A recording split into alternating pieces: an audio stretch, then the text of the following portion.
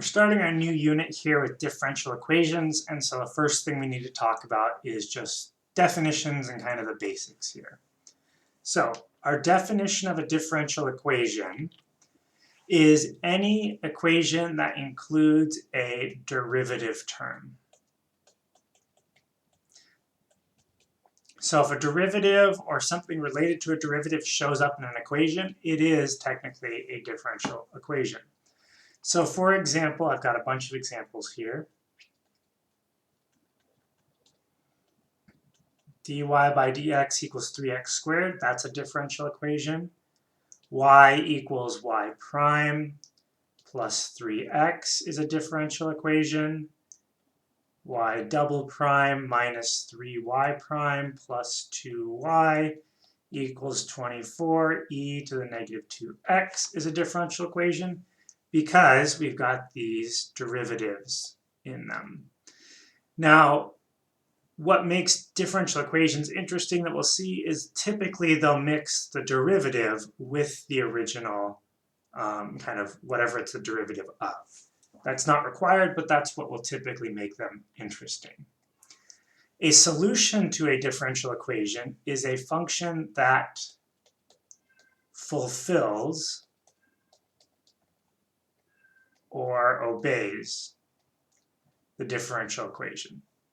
And a solution can be verified by plugging it in.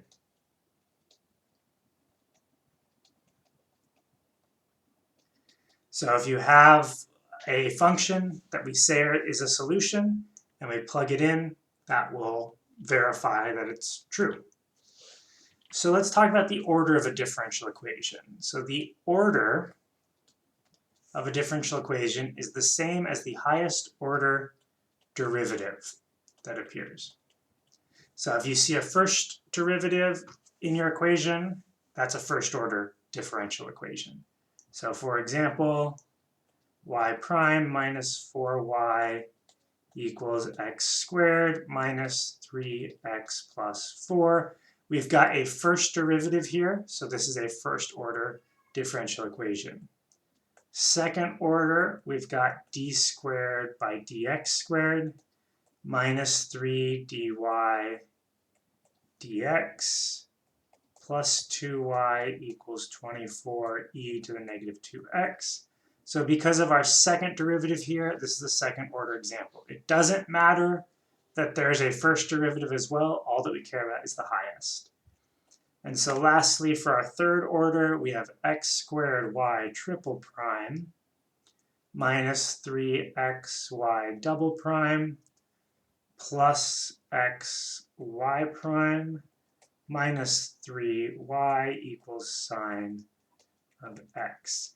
And again, it doesn't matter what else is kind of connected to it. So it doesn't matter that we've got this 3x here. It doesn't matter that we've got this x squared here. All that we care about is that we've got a third derivative.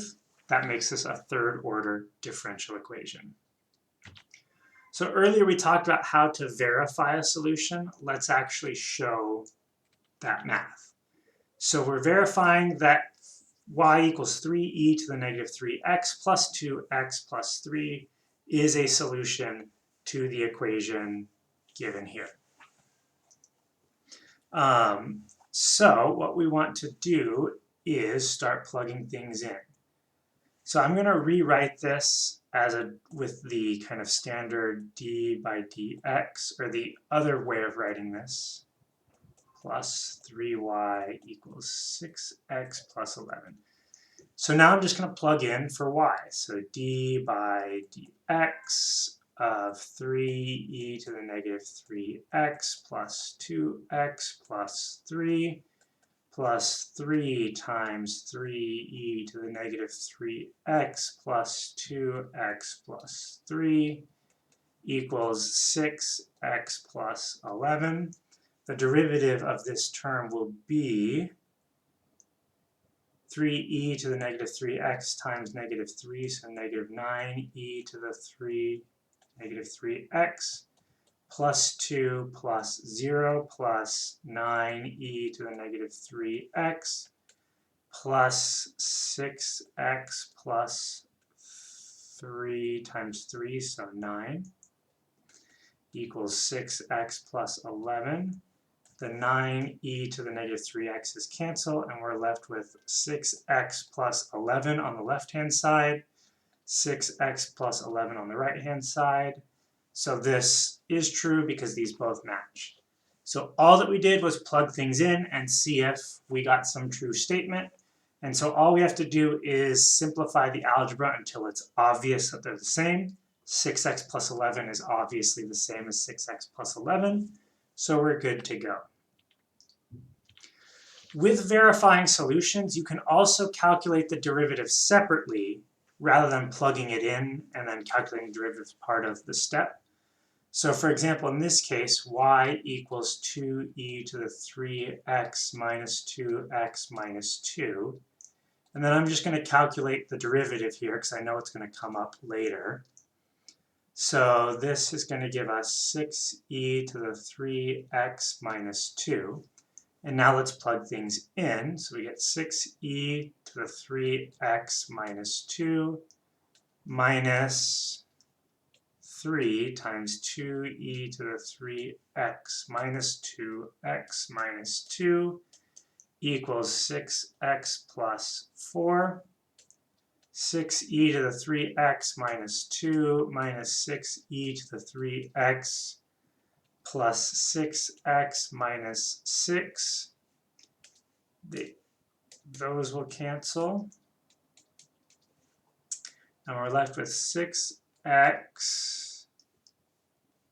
plus 6 there, plus 4, which is obviously the same as 6x plus 4. So you can calculate the derivative first, kind of off to the side, then plug in the derivative, plug in the original function, or you can just plug in the original function and then where it's required in kind of your simplifying, calculate the derivative.